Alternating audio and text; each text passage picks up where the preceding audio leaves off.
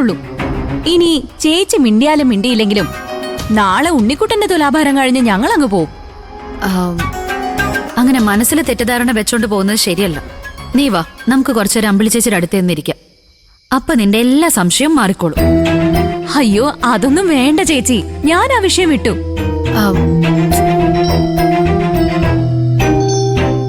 അത് ശരിയല്ലതേ. സുഖമില്ലാത്ത ചേച്ചിയെ അങ്ങോട്ട് ചെന്ന് കാണേണ്ടത് നിന്റെ കടമയാ. ചെല്ലതേ, അമ്പിളിക്ക് അതൊരു ആശ്വാസമായിരിക്കും. ചെല്ല. വാ.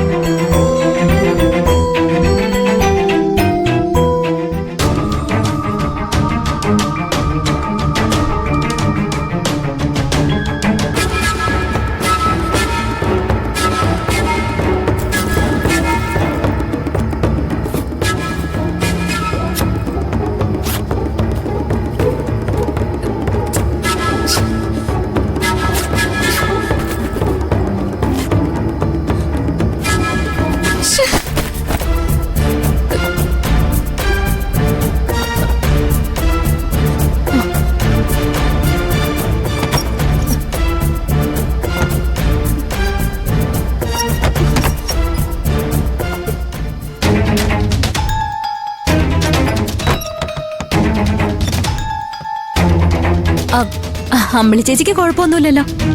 എന്തോ തെരയാണല്ലോ. ചേച്ചിയുടെ വിലപ്പെട്ടത് എന്തെങ്കിലും കാണാതെ പോയോ? ഏയ്, അമ്പിളി ചേച്ചി പനി വന്നതിന് ശേഷം ഇങ്ങനെ ഓർക്കില്ലാതെ എന്തൊക്കെയോ ചെയ്തോണ്ടിരിക്കും. ചേച്ചി ചേച്ചി എന്താ ഈ തിരയുന്നേ?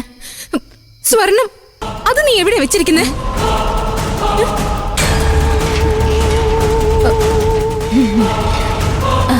അല്ല, ഏത് സ്വർണത്തിന്റെ കാര്യം അമ്പിളി ചേച്ചി പറയുന്നേ? അത് പിന്നെ തറവാട്ടിൽ നിന്ന് കിട്ടിയ സ്വർണ്ണമായിരിക്കും ചേച്ചി അന്വേഷിക്കുന്നത്. ചേച്ചി അത് അച്ഛനല്ലേ സൂക്ഷിക്കാൻ ഏൽപ്പിച്ചിരുന്നേ? അതെ, ശരിയാണല്ലോ. അച്ഛനെയാ.